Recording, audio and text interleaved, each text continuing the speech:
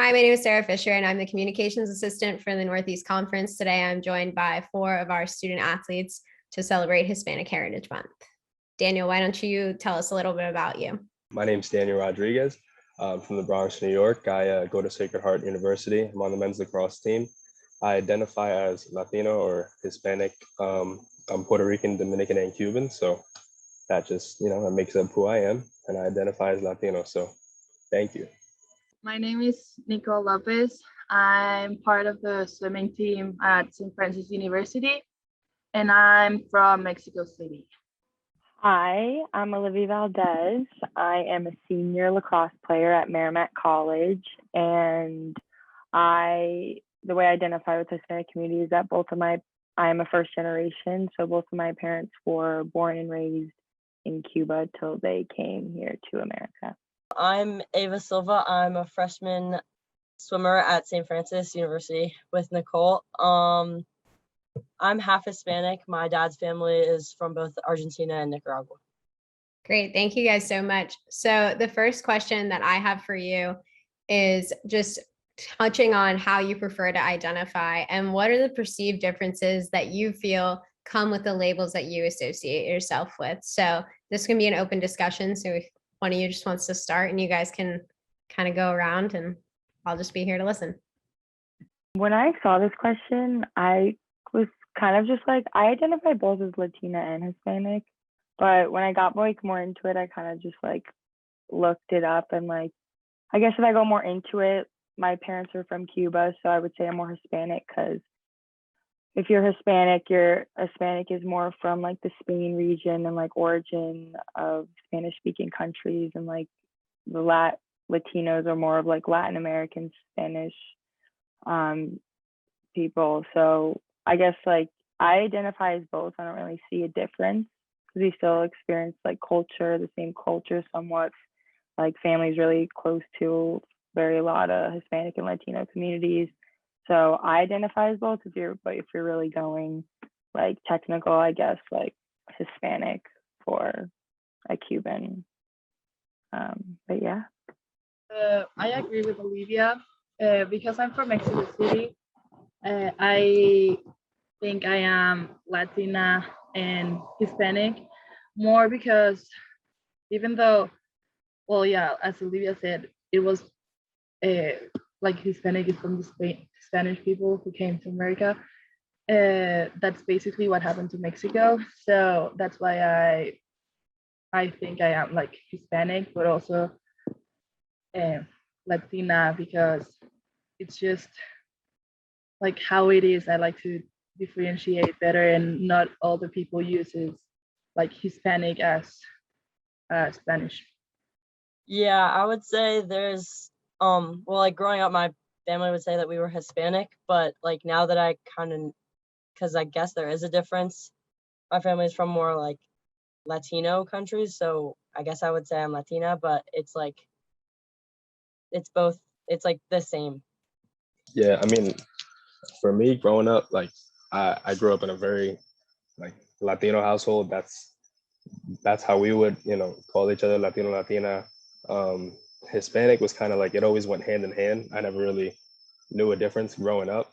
Kind of now as, years went on and I got older, there was more talks about it and, there was differences set aside. But for me growing up personally, it was always just, the same thing. It was just, some people would say Hispanic, some would say Latino, but I don't know. For me, it was hand in hand all my life growing up. For my family, the way we talked about it.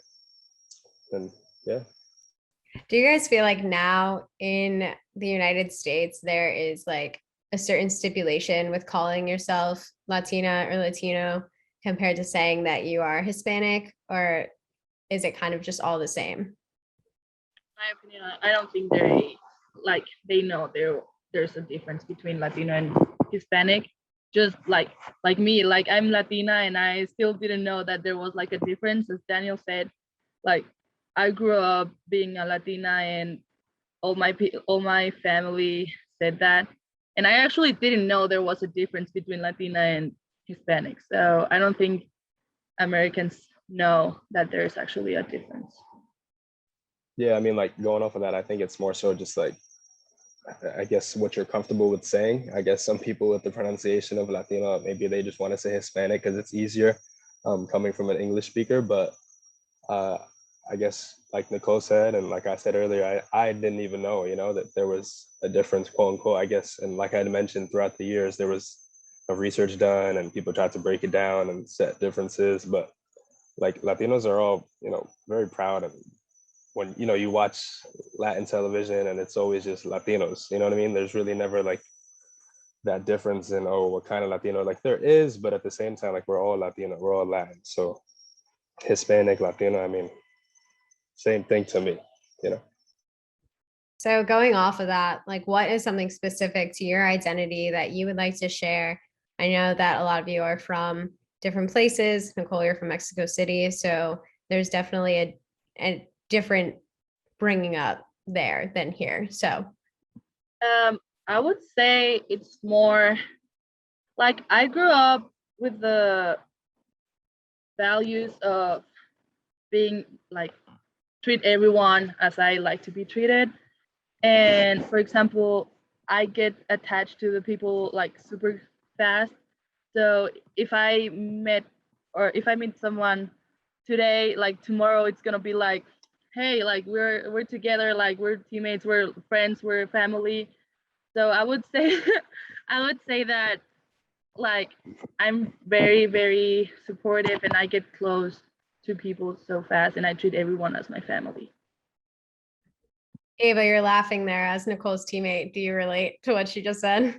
Yeah, well, I'm a freshman. Nicole's a sophomore, so she was already here. And like, just like right off the bat, like she was one of like the upperclassmen that was like really talkative and like kind of included us in the team. So that was really nice. And yeah, I think the value of family is, I mean, that was a thing on both sides of my family. And I'm also half, like my mom's family is from here. So it's like just maybe not necessarily culture, but I've always felt like family was like a big deal. So I try to build that in the team as well. So mine is definitely family, especially like being like identify like as like a like with my Hispanic culture, just like being a first generation, because especially being like first generation Cuban, family's a lot because being first generation is very emotional due to like like my mom and dad having to leave Cuba with nothing, not being able to return to home and seeing their family. So family means a lot because like hearing their stories and like hearing their about the culture and hearing about the traditions means so much more due to us not being able to go and like experience it as a family, and our family not being able to go back home and see their home and experience their culture again. And like me and my siblings and our like first cousins aren't able to see like where our roots were put. So I like family's a really big deal in like my family and the Cuban culture in America due to not being able to go back and experience it due to everything that has been going on. But yeah. I guess going off what everyone else said in terms of family, that's definitely like a big thing. I mean, I feel like it is everywhere, right? With every culture, wherever you're from, but especially with Latino culture, especially as a Puerto Rican from the Bronx, like family is everything. You literally look out for your family. Like, I mean, if you know, like I'm Dominican, I'm Puerto Rican and Cuban. If you know Dominicans, usually they have like 1,000 cousins everywhere, right? And everyone is like, it's more so like everyone's your brother. Everyone of your cousins is a brother. So like you take care of everybody. There's never really an outlier. Sometimes it's weird, you know what I mean? Sometimes you're a little too close. People are like chill. But the family part of being Latin is the biggest thing. Cause it's like we've always been a minority, but I just think there's something there. We always fight for each other, even if it's like they're not family, you know what I mean? You see another Latino, there's always a connection there. And maybe it's the same thing for other cultures, and I can't speak for them, but I know as a Latino, you know what I mean? Like if like for me, I went to a high school where it was predominantly, it was a good mix, but Latinos were definitely like amongst the smallest number. So it's like you hear some kid playing some reggaeton or some Spanish music in the back, and like, who's that?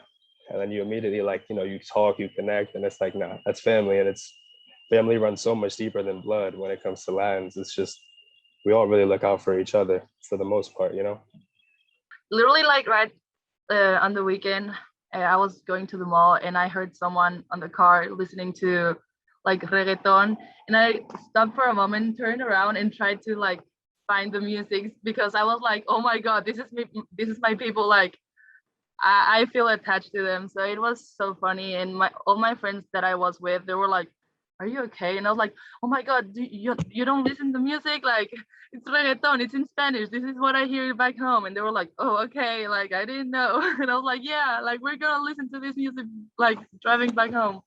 They were like, "Okay, Nicole, like we're gonna do it." But like, yeah, it's fun.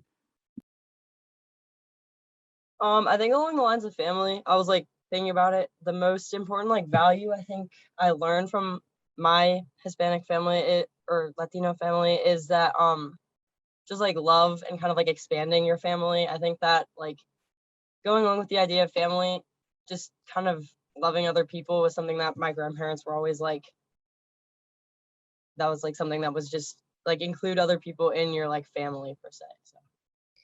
Yeah, and as student athletes, you definitely have the opportunity, unlike any other, to expand your family to your teammates. So how and in what ways do you express your heritage as a student athlete? Nicole put Spanish music on the swim playlist at practice. That's awesome. That's definitely a way. I feel like, I mean, Nicole, you just said it, like you guys connect like through music, and it's awesome to be able to share that part of your culture with your teammates. I mean, this seems like it goes deeper than just like the ways that you share your culture are more important than also just sharing your heritage as well. So we can talk on about that too. So I would say also that like being from Mexico City and being Latina, like I grew up being very grateful for what I have and being like really nice to other people. And for example, there are sometimes some of my teammates or one of my teammates or whatever that they wouldn't say like please and thank you all the time. So I try to bring that up to them and say like, okay, you didn't say thank you. You didn't say like please, like, and they're like, yeah, like what's wrong with that? And I said like, you always have to say please and thank you. Like, and I don't know, like it's probably like how I was raised and how I grew up, but like that was like something like really important for me to say please and thank you all the time.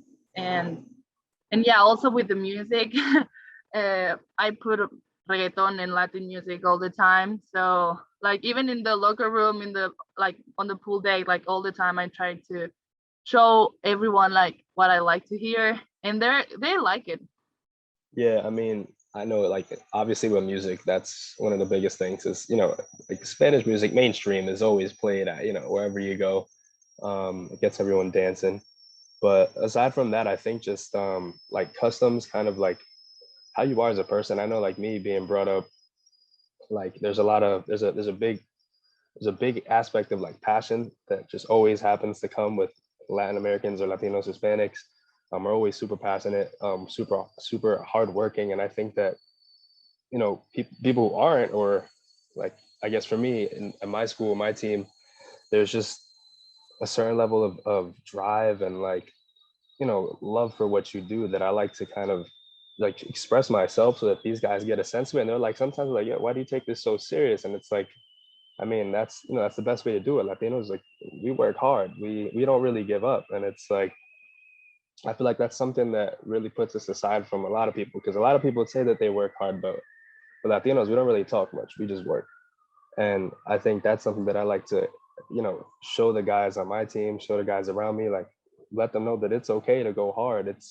There's no shame in that, right? And in terms of like the customs and how you are as a person, I think just a big respect thing is a big piece of land culture, like having a lot of respect for the people above you, your family, your friends, and like instilling that in my teammates, my friends, like having much more respect than what you usually would have, because people forget that. You know what I mean? Like especially in college, like having just basic respect and like basic manners. You know what I mean? Towards people, towards your peers. That's something that people forget. And maybe that's a cultural thing here versus, the way I was raised, but just being able to share the way I am that way and kind of leading by example is a big piece of that. Something that Daniel had said when we did our first interview was that he doesn't necessarily feel like he is the odd man out when it comes to being Hispanic in his community. While that was a trend in a lot of the other interviews that we had, but he said it was more so that he was proud to be the odd man out. Like he wanted to be the difference because then he could show like his Latin heart. Do you guys relate to that at all? Definitely do, because whenever someone asks me, I always love telling them that I'm first generation Cuban, and like I love being that odd man out, like who wants to be normal, but obviously be that odd man out, like talk about it, like a lot more than other people do, and you have a lot of culture, and you come from such a strong unit and a strong community that we should be able to express it with others, and especially being that odd man out, like you want to do that, and I enjoy it. I think that especially coming from Mexico, and I like to be like the odd person, and I like to show that Mexicans actually can work hard for their dreams and like actually be someone. And I think I'm doing like that very well, and trying to give myself give my 100% in each and every practice, and try to motivate my teammates to get to their goals or get to their want to be, because it's not impossible. Like that's why I'm here, and that's why I worked so hard. And oh yeah. Yeah, I definitely like I love the fact that I'm Hispanic or Latina, but I also feel like I mean, I don't look like I'm Hispanic and I'm half white, so I feel like a lot of times like I don't know if I should be like, "Oh yeah, I am Latina." Like it's like a part of my identity that I really want to share, but sometimes I feel like I'm not like Latina enough to like be let like I don't know. It's kind of hard to explain, but like it's definitely a part of my like growing up and just like who I am as a person that I'm like really happy is like has like made me who I am. So That's a really interesting point that you made, Ava, saying like you don't feel like you're Latina enough. Like, what does that even mean as we're celebrating the end of Hispanic Heritage Month? Like, what does it mean to be like enough in your culture? yeah, I don't know. I just like growing up, I would speak Spanish with my grandparents, but like I wouldn't speak it at home. And like I look exactly like my mom, and my mom is like the side of my family that's like from here. So I feel like sometimes people will like read my last name and they're like, "Oh, like where's that from?" I'm like Silva, like like it's Hispanic or whatever. And then like some people are like surprised, and it's like I don't know, cause like I'm not really sure how to explain it, but sometimes I feel like I don't like fit the box enough, but then I also don't fit like the white box enough. So it's like I'm kind of like in between. Just kind of like to answer to what you're trying to say. That's a real it's a real thing. People feel like that all the time. I know I have cousins. Like I mean, you look at me and you're gonna know I'm Hispanic. So I have cousins who are you would think they're black. I have cousins who you would think they're pure Caucasian, and it's crazy. I mean, there's a stigma. I mean, now in America, right? There's a stigma of like the tan skin, like dark hair, but like in reality, there's no shade for Latinos, Latinas. Like we come in every possible shade that you can imagine. I mean, if you think about guys like Canelo Alvarez, right? Like a boxer who is Mexican, he is ginger and white, pure white skin. And then there's guys like I guess Big Papi, um, baseball player. You know what I mean? He's Dominican, but he's very, very dark. So we really all come in different colors, shapes, sizes, like everyone, but more so us because we have so much of a mix. Like Latinos across the board, we're mixed with so much. So that's what makes us awesome. That's what makes us special, really. So I think in your case, it's more so you are, you know what I mean? Don't feel like you're not enough. You're white, you're Latina, you're both. So be proud of both. Like that's who you are, you know, embrace that. And I mean, if you can literally, if you want to do your research, like I don't know how in tune you are with like Latin American culture and, you know, like media, stuff like that, athletes, but if you look up different, you know, people, you're gonna be surprised. Like I said, I have cousins who are like, you would not think that they're full Puerto Rican. But then you ask yourself, it's like, what does full Puerto Rican mean, right? Like we're Latina, Hispanic, Latino, regardless of the color, you know? So just be proud of that, feel that. So our next question, you kind of just touched on this a little bit, Daniel. Who are some Hispanic athletes that inspire you? And you might not have any, like there might not be any, and that's like a completely different conversation too. Like if you don't have one, like why not? Like was it not shown to you in the media? Did you not see it a lot in your culture, in your household? Like you can go there too if you like. I feel like at least in terms of swimming, like I feel like there are not that many like Hispanics in swimming that you see like winning medals, or like, you know, like not the swimmers that are like talked about, if that makes sense. So I feel like, I mean, are there, Nicole? Am I just like, I was gonna say that right now I look up to all the Mexican national team, like swim Mexican national team, because they all, well, most of them are in bigger schools in America, for example, Texas A&M, or I don't know, Arizona, but they work so hard to get here. And just like me, like people would say that we're not good enough to be where we are, but they're like a clear like example that if you work hard for it, you can do it. And most of them really did, like they did really good this like Olympic cycle, and I look up to them like 100%. Does anyone else have an athlete or an experience that they would like to share? I mean, I think Ava, what we talked about on our call, you kind of just touched on it, like not seeing someone in swim. But I mean, for lacrosse, Daniel, you and I talked about like how it's not as likely that you are going to be an Hispanic lacrosse player. I mean, Olivia, you play lacrosse too. Like, what is that like? So I know for me, if we're going to talk about athletes, there's a guy that I'm really cool with. I'm a part of the Black Lacrosse Alliance.